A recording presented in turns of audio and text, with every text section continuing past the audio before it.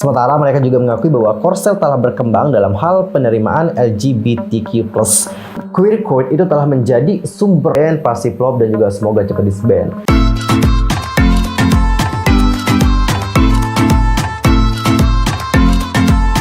Hai guys, I'm Sokim, welcome back to my YouTube channel. Nah, gimana sih kabarnya hari ini? Baik-baik aja dong ya. Dan bukan semuanya lagi dalam kondisi nggak baik-baik aja. Keep fighting guys, don't give up. Untuk hari ini kita akan ngebahas tentang hal yang lagi viral di Korea khususnya dan juga di Indonesia dan di kancah internasional. Itu tentang ada boy group K-pop pertama yang mengungkapkan bahwa diri mereka ini adalah LGBTQ.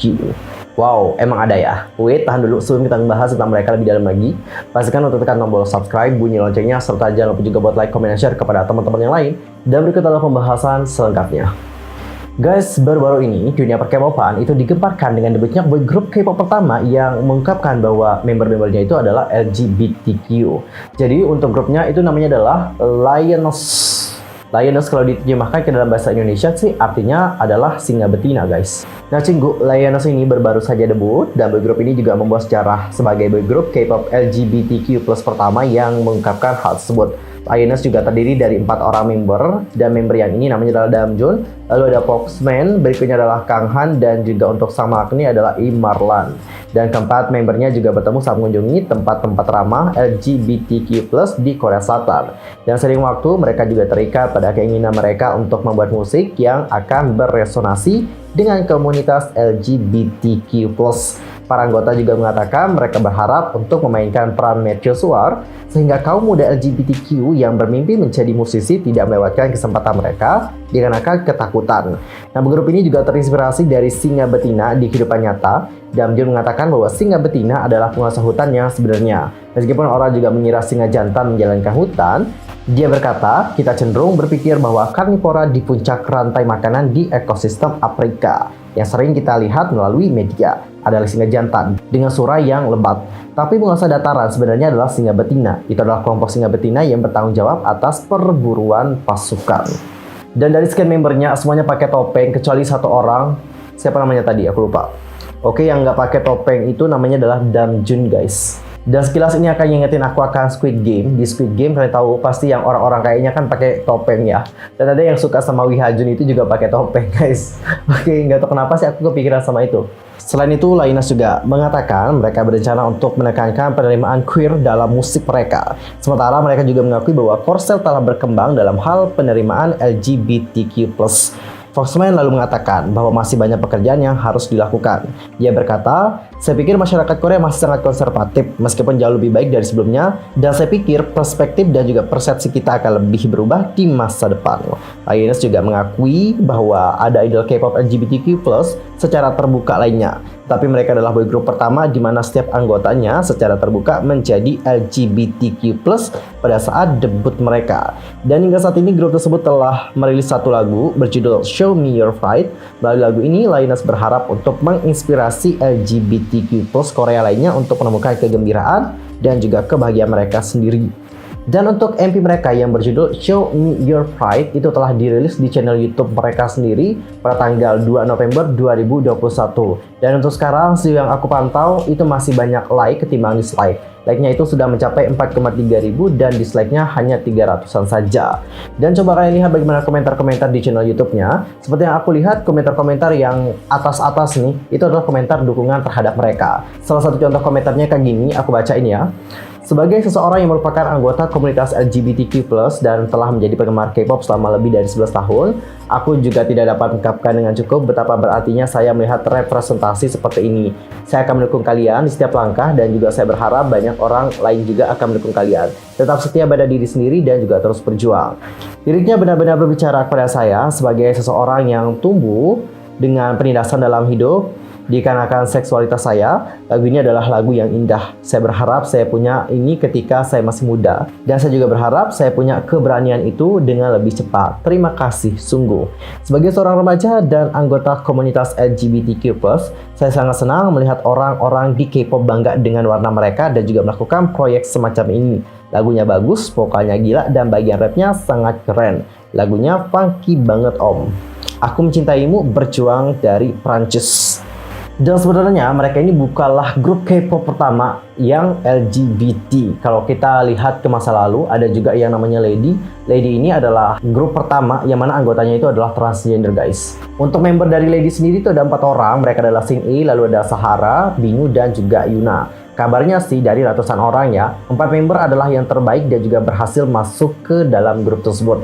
Dan di bawah agensi Logi Entertainment, akhirnya Lady ini dapat didebutkan pada tahun 2005 nih guys. Dan grup ini juga terinspirasi dari seorang transgender juga, namanya adalah Harisu. Jadi Harisu ini setelah dia memulai debutnya, dia itu mendapatkan banyak sekali dukungan. Gila, dia itu sukses banget lah pokoknya. Habis untuk Harisu kita juga sempat bahas ya, banyak loh cowok-cowok Korea yang naksir sama dia, aktor, atlet, sampai yang lain-lainnya juga naksir banget nih sama Harisu.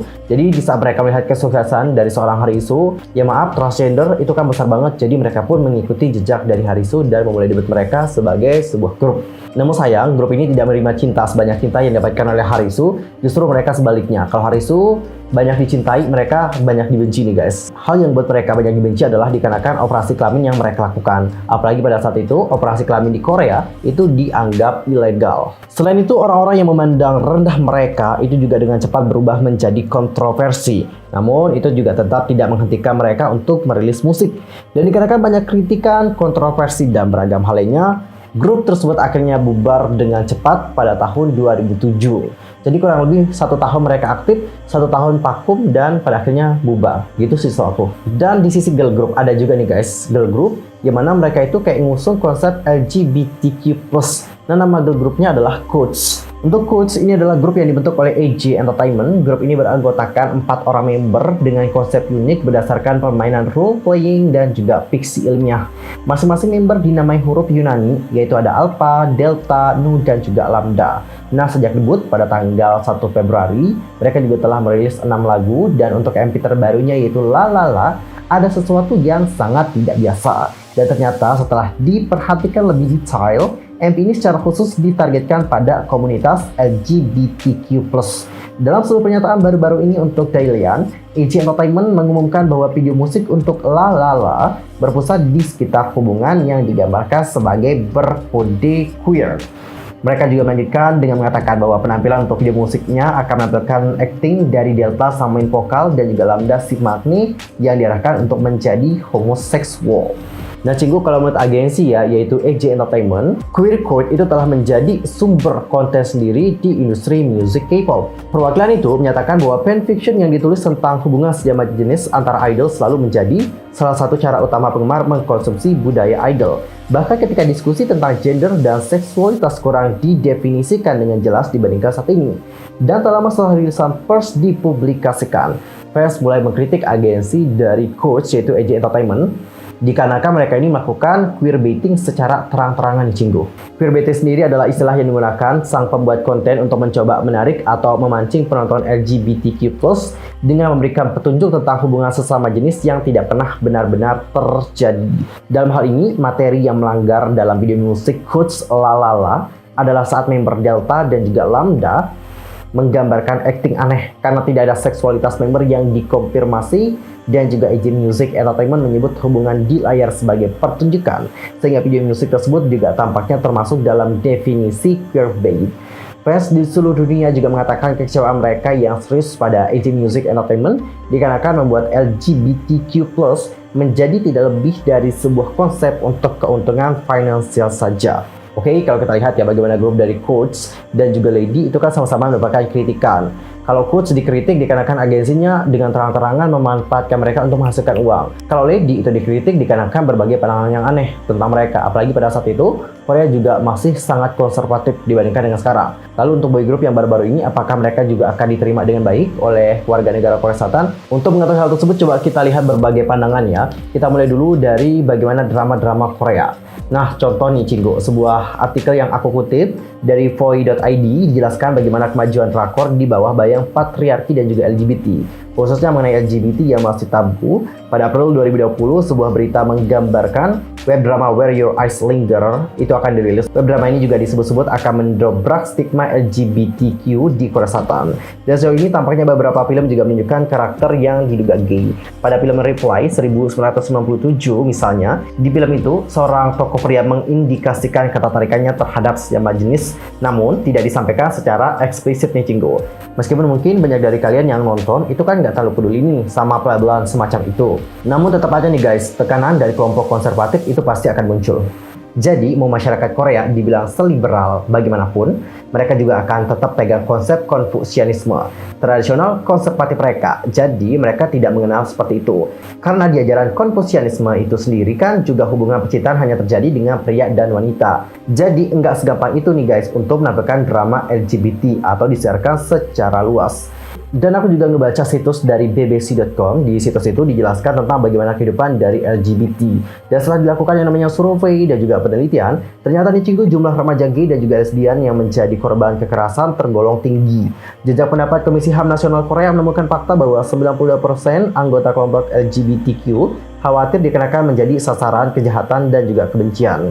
Komunitas LGBTQ juga telah mendorong perubahan ini sejak tahun 2007, dan kini mereka juga lebih berani mengemukakan pendapat mereka. Namun Cinggu, komunitas Kristen Protestan sangat khawatir tentang LGBT yang akan dapat diterima di Korea Selatan. Mereka lantas mengadakan acara yang berjudul Cinta Sejati di Busan. 1 bulan setelah festival queer dibubarkan paksa di kota yang sama juga. Dalam pernyataan kepada pihak BBC, mereka menyebutkan bahwa kelompok LGBTQ itu tidak etis dan juga tidak normal, sehingga diskriminasi merupakan hal yang wajar. Jadi setelah kita lihat bagaimana keadaan di negara Korea yang masih konservatif, dan mereka juga akan konservatif nih guys, meskipun mereka juga seliberal bagaimanapun, ya karena mereka juga pegang Konfusianisme seperti itu. Untuk grup yang satu ini dapat kita pastikan mungkin mereka akan menghadapi berbagai hal yang berat saat mereka ini melakukan yang namanya debut. Sehingga nggak heran kalau beberapa membernya itu masih tetap pakai topeng, karena kalau mereka mengungkapkan jati diri mereka secara langsung, itu pasti akan membuat mereka mendapatkan kritikan. Di sini cuma ada satu membernya yang berani menunjukkan wajahnya, oke? Dan menurut aku nggak cuma di Korea saja, tapi di beberapa negara lain juga pasti banyak yang akan nolak mereka. Contoh di Indonesia. Di Indonesia sendiri, saat banyak netizen mendengarkan debut mereka, itu sudah banyak banget yang memberikan komentar negatif di portal berita yang memberikan tentang mereka. Buat yang penasaran komentar-komentar dari warga negara Indonesia seperti apa, ya udah aku baca ini ya. Bagaimana pendapat dari netizen Indonesia? Komentar pertama, sebenarnya nggak terlalu peduli sama orientasi seksual mereka, tapi ya jangan disebarluaskan lah. Kayak emang niat banget gitu buat pamer, atau ini emang taktik perusahaannya biar mereka cepat tenar, hadem, meresahkan, semoga cepat disband. Mohon maaf nih, ini ngotori nama K-pop. Hal pasti dibully dan juga akhirnya yang kena dampak pasti idol besar, contoh Bangtan. Yakinlah itu akan terjadi. Lalu ada juga yang komentar semoga cepat disband, pasti flop dan juga semoga cepat disband. Nah, kalau di Indonesia emang mendapatkan reaksi yang keras banget sih, apalagi di Korea ya. Well Cinggu, kalau kalian sendiri gimana pendapatnya tentang grup yang satu ini, langsung saja sampaikan di kolom komentar. Oke guys, sekian aja untuk hari ini ya. Aku mohon maaf kalau ada kesalahan baik dalam ucapan, sikap, tindakan dan sebagainya. I'm so sorry. Dan mungkin ada salah informasi, jangan suka-suka untuk koreksi aku dan cara komen di bawah. See you next time. Annyeong. Kamsahamnida. Goodbye.